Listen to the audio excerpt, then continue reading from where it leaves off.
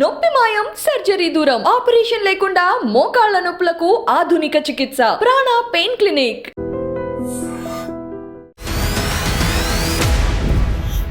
నమస్తే, welcome to I dream inside politics with Kavitha. తెలంగాణలో Musi river front కోసమని ఎందుకని అంచనాలని ఆల్మోస్ట్ ట్రిబుల్ చేసింది 3 నెలల్లోనే? ఇదే క్వశ్చన్, డౌట్ ప్రతి ఒక్కరిలోనూ రేజ్ అవుతుంది. మనతో పాటుగా ఉన్నారు TPCC media and communications chairman Sama Rammohan Reddy garu. Rammohan Reddy గారు, నమస్కారం. కరెక్ట్గా 3 నెలల్లోనే 50,000 కోట్లు అనుకున్నది కాస్త తర్వాత 75,000 కోట్లు అయింది. ఆ తర్వాత 1,50,000 కోట్లు. జస్ట్ 3 నెలల కాలం. అసలు ప్రోగ్రామ్ అనేది ఇంకా స్టార్ట్ అవ్వకముందు ఎందుకని అంతలా అంచనాల్ని పెంచేశారు, బడ్జెట్ పెంచారు? అసలు ఫస్ట్ ఆఫ్ ఆల్ ఇది మనం మాట్లాడుకోవాలి. ఎన్నికల కంటే ముంగట 50,000 కోట్లైనా సరే మనం మూసి ప్రక్షాళన చేద్దామని అన్నటువంటి మాట ఏప్రిల్లో అయింది. తర్వాత జూపల్లి గారు ఒక ప్రస్తావనలో అది ఎన్ని కోట్లైనా 70,000 కోట్లైనా సరే ప్రక్షాళన అనేటటువంటి జరగాలనేటటువంటి అంశం వచ్చి ఉంటాయి. నేను ఒకటి ఏమడుగుతున్నా, అసలు ఈ 1,50,000 కోట్ల రూపాయలు అనేటటువంటి అంశాన్ని మూసి ప్రక్షాళన ఒకటి కాదు, టోటల్ నగర ప్రక్షాళన దాంట్లో ఇమిడి ఉంది. టోటల్ నగర ప్రక్షాళన ఉంది. అది కూడా ఎంతవరకైనా అన్ని కోట్లైనా సరే అనేటటువంటి చెప్పే ఉద్దేశంతో ముఖ్యమంత్రి గారు గతంలో ఒకసారి మాట్లాడినారు. అయితే ఇక్కడ ఫస్ట్ జరగాల్సిన క్వశ్చన్ ఏంటంటే, ఇంకా డిపిఆర్ఏ కాలే, డీటెయిల్డ్ ప్రాజెక్ట్ రిపోర్టే కాలే. మొన్న బడ్జెట్లో మనం కేటాయించింది 1,500 కోట్ల రూపాయలు, 1,500 crores, నాట్ 1,50,000 crores. అసలు ఫస్ట్ డిపిఆర్ చేసుకొని ఇక్కడ ఫస్ట్ మనకి ఏమేమి కావాలి అని అంటే, చిన్నపాటి వర్షం పడంగానే నగరంలో రోడ్లు మొత్తం మునిగిపోతున్నాయి, కార్లు మొత్తం మునుగుతున్నాయి, మనుషులకు ఒకప్పుడు మోకాళ్ళు అవుతున్నాయి, నడుము లోతు దాకా ఈరోజు అవుతుంది, ట్రాఫిక్కి తీవ్రమైన అంతరాయం జరుగుతుంది. ఇవన్నీ జరిసే పక్కన పెడితే ప్రతి ఒక్కడు 1-2 గంటలు, అవసరమైతే 3 గంటలు ఆగుతాడు. కానీ ప్రాణాలు పోతున్నాయి, మ్యాన్హోల్లలో మునిగి చచ్చిపోతూ ఉన్నారు, నాళ్ళల్లో కొట్టుకొని పోతూ ఉన్నారు. ప్రతిసారి వరదలు వచ్చినప్పుడల్లా కూడా తీవ్రమైనటువంటి ప్రాణ నష్టము, ఆస్తి నష్టము.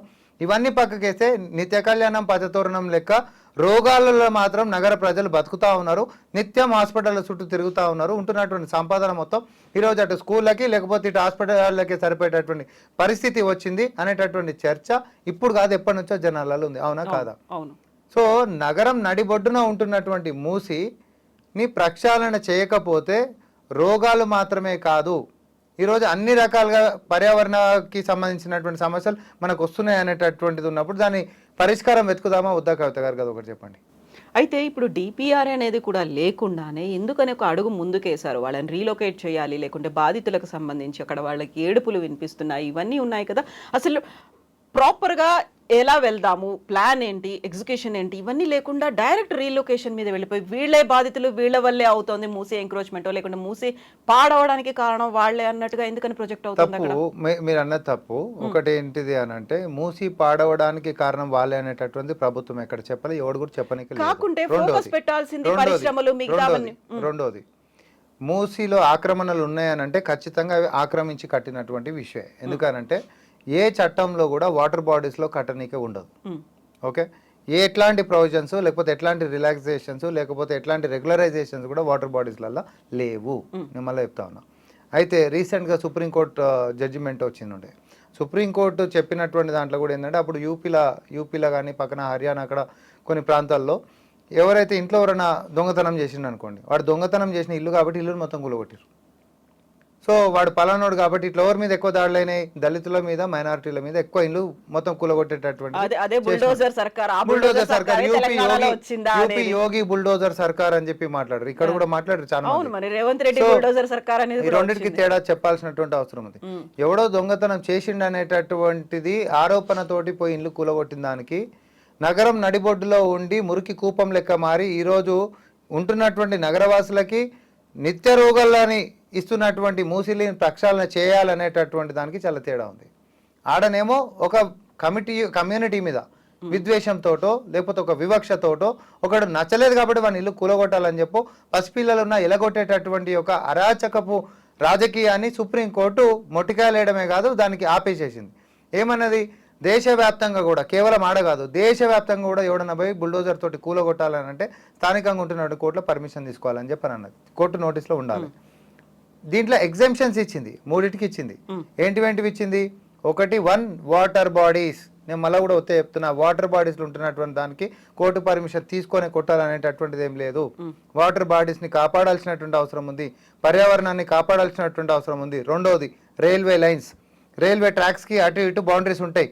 ఆ బౌండరీలలో కూడా ఎవడన్నా కబ్జాలు చేసుకొని కట్టుకుంటే నిర్దాక్షిణ్యంగా కొట్టేయచ్చు, దాంట్లోకి ఎవరు పోవడానికి లేదు. మూడోది పార్కులు, ఈ పార్కులకు సంబంధించింది కూడా ఎవడన్నా వచ్చి కబ్జాలు చేసి చేస్తామనంటే ఇవన్నీ నోటీసులు కథా కార్ఖానా అనేటటువంటి అంశాలు ఏం కాదు. ఎవడు ఎక్కడైనా కూడా ఏ డాక్యుమెంట్లైనా తయారు చేస్తారండి.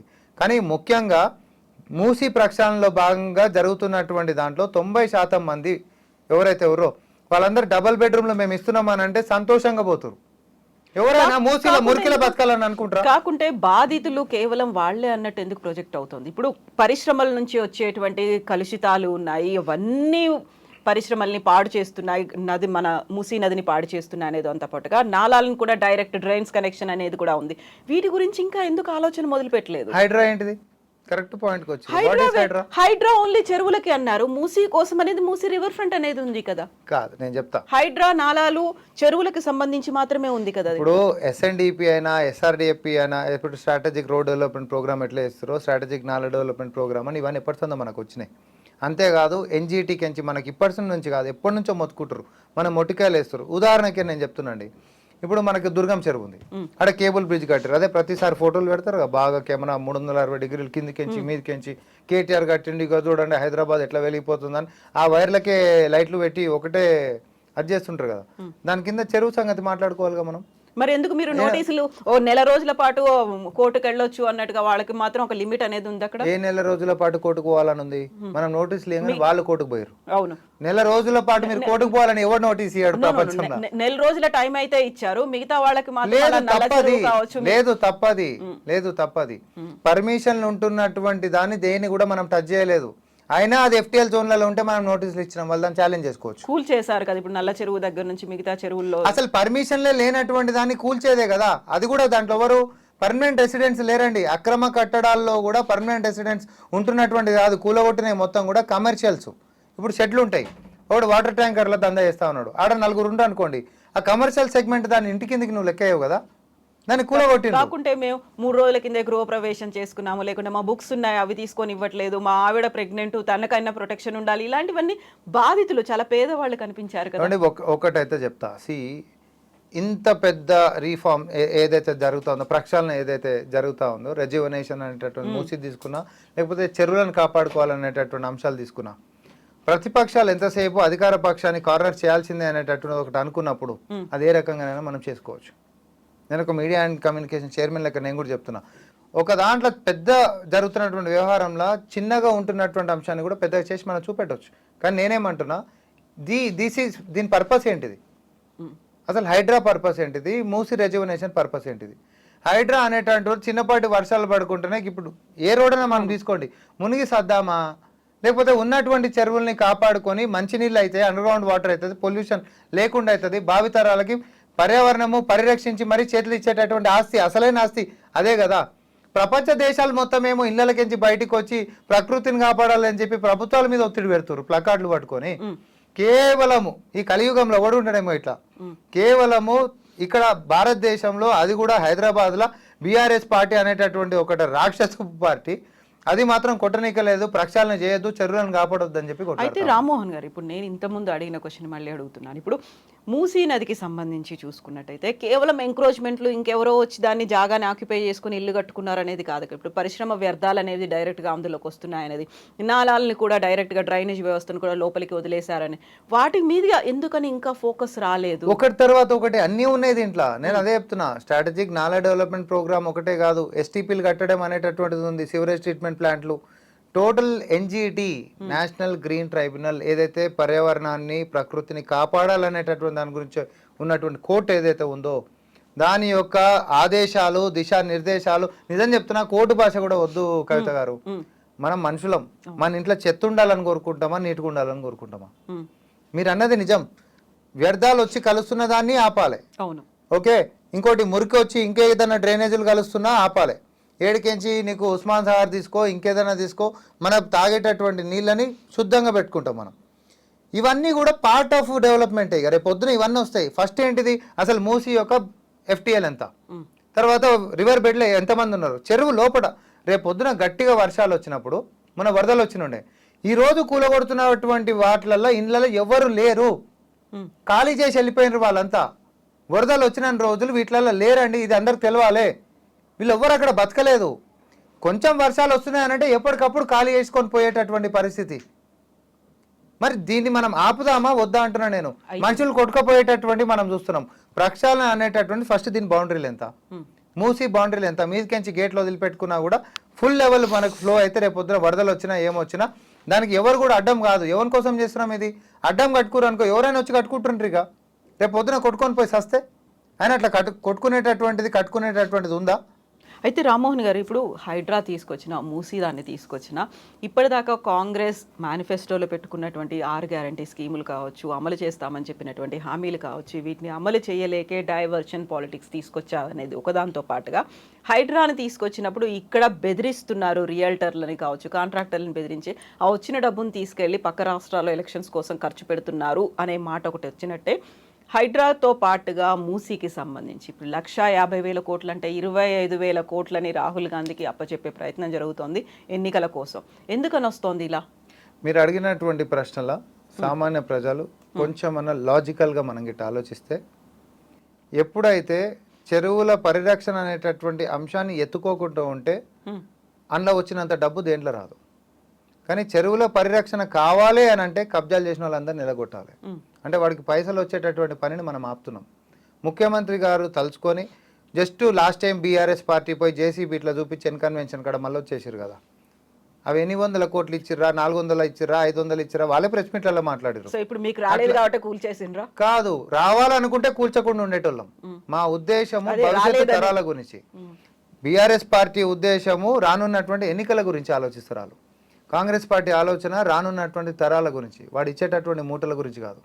వాడు ఇచ్చేటటువంటి మూటల గురించి అయితే ఈరోజు lake view, river view, water view అని చెప్పి పెద్ద పెద్ద యాడ్లు ఇచ్చేటటువంటి పెద్ద పెద్ద బడా బడా బిల్డర్లు ఎవడైతే కబ్జాలు చేసేటోడు ఉంటాడో వాళ్ళకించి పెద్ద ఎత్తున సొమ్ము వస్తుంది. ఆ సొమ్ము కాదు మనకు కావాల్సినటువంటిది, పిల్లలకు అసలైనటువంటి ఆస్తి ప్రకృతి, దాన్ని మనం ఇవ్వాలి. నీకు ఈరోజు మూటలు వస్తున్నాయి కదా అని చెప్పి చదువుకొని మీరు మునిగి సావండి అని చెప్పి గత పాలన లెక్క మా ప్రభుత్వం పనిచేయదు. ఈరోజు మునిగి సాగకుండా ఉండాలంటే మూటలు కాదురా మిమ్మల్ని కూడా తీసి తరిమేస్తాం అనేటటువంటి నినాదంతో ఒక ప్రక్షాళన చేస్తూ ఒక యజ్ఞాన్ని కాంగ్రెస్ పార్టీ తలపెట్టింది. దాని ముందు రేవంత్ రెడ్డి గారు నడిపిస్తా ఉన్నారు. యజ్ఞం అనుకున్నప్పటికీ కూడా డైవర్షన్ పాలిటిక్స్ లేకుంటే అక్కడ పనులు అనేవి చేయలేకపోవడం వల్ల హైడ్రా అనే దానిలో లేకుంటే మూసీను ముందు పెట్టి పని నడిపిస్తున్నారు, కాలయాపన చేస్తున్నారు అనే మాటకి ఏం చెప్తారు? 2014, 2018 బీఆర్ఎస్ పార్టీ మేనిఫెస్టో తీసుకుందాం. 2014, 2019 బీజేపీ మేనిఫెస్టో కూడా తీసుకుందాం. ఈ రెండింటిని తూకమేరి కలిపేయండి. మాది ఒకసారి తూకమేరి, ఇది దీంట్లో ఏరి, ఇది దీంట్లో ఏరి. ఇది ఎక్కువ తూగితే నేను గెలిచినట్టు, ఇది ఎక్కువ తూగితే వాళ్ళు గెలిచినట్టు. సో ఇప్పుడు 10 ఏళ్ల కంటే కూడా 10 నెలల పాలనే బాగుందంటారా? తూకమేయండి అంటున్నా, ఖచ్చితంగా కంపేర్ చేయండి. సో ఈ తూకమేసి వాళ్ళ ఫలితాన్ని చెప్పేటువంటి అవకాశం మరి కొద్ది రోజుల్లో రాబోతున్నట్టుంది 10 అసెంబ్లీ ఉప ఎన్నికలకు సంబంధించి. ఇప్పుడు ఎలాగో కోర్టు 4 వారాల గడువు పెట్టింది కాబట్టి, సో ఆ తూకమేసే ప్రక్రియలో భాగంగా ఎవరికి ఎటువైపు మొగ్గు చూపుతున్నారు అని, ఏవి ఎవరికి ఎటువైపు మొగ్గు చూపించినా ప్రజలు విఘ్నులు, ప్రజలు అంతా చూస్తూనే ఉంటారు కవిత గారు. ఎందుకంటే ఏ ప్రభుత్వం ఎట్లాంటి నిర్ణయాలు తీసుకుంటుంది, ఎట్లాంటి కఠినమైనటువంటి నిర్ణయాలు తీసుకుంటుంది. కొంతమంది ప్రజలతోటి ప్రతిపక్షాలు ప్రోత్సహిస్తే, ప్రతిపక్షాలు రెచ్చగొడితే, తిట్లు తినిపించుకున్నప్పటికీ కూడా ఫర్ గ్రేటర్ గుడ్ ఎవరు ముందుకు పోతా ఉన్నారు, చెప్పినటువంటి మాట మీద ఎవరు నిలబడతా ఉన్నారు, రాగానే 48 గంటలలో ఇచ్చినటువంటి ప్రమాణాలను ఎవరు నెరవేరుస్తూ ఉన్నారు, ఎవరు కాక్ అండ్ బుల్ స్టోరీ చెప్తా ఉన్నారు, లేకపోతే ఎవరు డైవర్టింగ్ పాలిటిక్స్ చేస్తూ ఉన్నారు, ఖచ్చితంగా ప్రజలకు ఇవన్నీ తెలుస్తాయి. ఉచిత రవాణా మనం ఇచ్చినామా, 200 యూనిట్ల ఉచిత విద్యుత్ మనం ఇస్తున్నామా, లేకపోతే 500కే సిలిండర్ మనం ఇస్తున్నామా, అంగన్వాడీల యొక్క పరిస్థితి రోజు ఏముంది, డ్వాక్రా మహిళల యొక్క పూర్వ వైభవం ఎట్లా సాధ్యమవుతుంది, లేకపోతే ప్రభుత్వ కొలువులు ఈరోజు పిల్లలకి ఎట్లా వస్తూ ఉన్నాయి, జాబ్ క్యాలెండర్లు ఎట్లా డిక్లేర్ అవుతూ ఉన్నాయి, ఏదైతే ఇరిగేషన్ ప్రాజెక్టులు గత 10 సంవత్సరాల నుంచి మొండిపడిపోయినాయో అవి ఈరోజు పూర్వ వైభవానికి ఎట్లా తీసుకొని వస్తూ ఉన్నాము. ప్రక్షాళన అనేటటువంటిది తెలంగాణలో కేవలం ఉద్యోగం అంటే ప్రభుత్వ ఉద్యోగమే కాదు, ప్రైవేట్ ఉద్యోగాల్లో కూడా మన తెలంగాణ బిడ్డలు నిష్ణాతులు కావాలనేటటువంటిది, నైపుణ్య రంగంలో రాణించాలనేటటువంటి ఉద్దేశంతో యంగ్ ఇండియా స్కిల్ యూనివర్సిటీ అయినా, లేకపోతే ఉంటున్నటువంటి ఐటీఐకి సంబంధించినటువంటి టాటాతో కలిసినటువంటి ఒప్పందాలైనా 1000 కోట్ల రూపాయలు పెట్టి ఎవరి కోసం చేస్తారో ప్రజలు బాగా ఆలోచిస్తారు రామ్మోహన్ రెడ్డి కంటే. ప్రజలు చాలా బాగా ఆలోచిస్తారు. ఇంకొక పాయింట్ కూడా నేను యాడ్ చేస్తా. మనం కొన్ని విజువల్స్ మనం చూస్తున్నామండి. హైడ్రాకి సంబంధించి బీఆర్ఎస్ పార్టీ కానీ ఎవరికైనా మీకైనా రీచ్ అయింది, నాకైనా రీచ్ అయింది. ఒక చిన్న పిల్లని పోయి అడుగుతారు, ఎవరు కూల కొట్టిరమ్మా నీది అని అంటే 5 year కిడ్ని అడుగుతారు పోయి. ఎవరు కూల కొట్టిరమ్మా నీది అని అంటే రేవంత్ రెడ్డి కూల కొట్టిండు అని చెప్తారు. మనందరికి హార్ట్ టచింగ్ అనిపిస్తుంది. What is this, what's happening? నిజమే కదా. హైడ్రా నేను చెప్తాను ఏందమ్మా ఎందుకనంటే మా డాడీ నాకు డీమార్ట్లో వాటర్ బాటిల్ కొనిపించిండు, తర్వాత నా బుక్ కూడా ఆడుండే, మాకు టైం ఇవ్వలేదు, కూలగొట్టిరు అని అన్నాడు. సరే అదొక కమర్షియల్కి సంబంధించినటువంటి అంశము, దాని బ్యాక్గ్రౌండ్లో కూడా నేను పోయా. జస్ట్ ఒక అవుటర్ కాంటెక్స్లో మనం చూసుకుందాం అంటున్నప్పుడు ఆ పసి పిల్లకి 5 సంవత్సరాల పిల్లకి నువ్వు క్వశ్చన్లు చెప్పి ఆన్సర్లు చెప్పి చేయాల్సినటువంటి అవసరం లేదు. కానీ చెప్పారు కదా ఎవరు కూలగొట్టిరమ్మా అంటే రేవంత్ రెడ్డి కూలగొట్టిండు అని చెప్పి అనిపించారు కదా. ఆ రేవంత్ రెడ్డి ఎందుకు కూలగొట్టిండో రామ్మోహన్ రెడ్డి చెప్తాడు. ఎందుకనంటే పోయిన సంవత్సరము మౌనిక అనే ఒక 9 సంవత్సరాల పిల్ల నాలాల కొట్టుకుపోయి చచ్చిపోయింది. అంతకంటే ముందు కూడా పిల్లలు చచ్చిపోతారు, పిల్లలు కాదు పెద్దోళ్ళు చచ్చిపోతారు, మహిళలు చచ్చిపోతారు, యువకులు కూడా చచ్చిపోతారు. బండి మీద పోకుండా మానవుల ముని బండితో పాటు కొట్టుకుపోయినటువంటి దుస్థితిలో మనం ప్రతి సంవత్సరం మాట్లాడుకుంటున్నాం. ప్రతి సంవత్సరం డీమార్ట్లో కొనుక్కున్న వాటర్ బాటిల్ పోతే మళ్ళీ డీమార్ట్కి పోతే వాటర్ బాటిల్ వస్తుంది. లేకపోతే బుక్ ఆడ గోడ కింద పడితే ఆ బుక్ తెచ్చుకోవచ్చు, కాదంటే కొత్త బుక్ తెచ్చుకోవచ్చు. కానీ పోయినటువంటి మౌనిక ప్రాణాన్ని ఎట్లా తెస్తావు? అక్రమ కట్టడాలతోటి చెరువులని కబ్జా చేయడంతో అవి నీళ్లు పోయేటటువంటి జాగా లేక కాలనీలు మునిగిపోతుంటే, నాలాలు పొంగి పొర్లుతుంటే, మనుషులు పడి సస్తుంటే, ఇంకొక ఇంట్లో ప్రాణం పోవద్దు అనేటటువంటి ఒక సంకల్పంతో ఒక నాయకుడు నిర్ణయాన్ని తీసుకున్నా మేము కూడా చెప్తున్నాము. 100% చేస్తారు. 10 మంది శాపనార్థాలు పెడితే 1 కోటి మంది ఆశీర్వదిస్తారు ఇట్లాంటి పనులని. ఎవరి కోసం చేస్తుండు? ఆయనకు ఆస్తిపాస్తులు ఏమైనా వస్తాయా? మీరు చెప్పినట్టు కబ్జాలు చేసే పైసలు వస్తాయి, కబ్జాదారులను అడికించి తీసేస్తే పైసలు రావండి. నేను ఇంకోటి కూడా చెప్తున్నాను, రేవంత్ రెడ్డి గారి పరిస్థితి ఈరోజు ఎట్లుందో. 1,00,000 కోట్లు తిన్నటువంటి ఏదైతే కొండనంట శిల్పమై తర్వాత పూజలు ఎట్లా అందుకుంటుందో ఈరోజు సుత్తిపోట్లు తింటా ఉన్నాడు ఆయన. కానీ రేపు పొద్దున శిల్పమై నిలబడతాడు ఖచ్చితంగా. ఆయన అభిమానించేటటువంటి రోజులు వస్తాయి, మనందరం చూస్తాం. అబ్బా ఇట్లాంటి పనుల కోసం ఆయన ఆలోచన చేసిండు అనేటటువంటి మనకు తెలుస్తుంది. Thank you so much. మనం మాట్లాడుకున్నట్టుగా ఉప ఎన్నికలకు సంబంధించి కూడా ఏమవుతుందా బేరీజు వేసుకుంటారా, తరాజులో ప్రజల దగ్గర అయితే ఉంది కాబట్టి ఎవరి వైపు మొగ్గు చూపుతారు చూద్దాం, మళ్ళీ మాట్లాడుకుందాం. థ్యాంక్ యూ సో మచ్ అండి.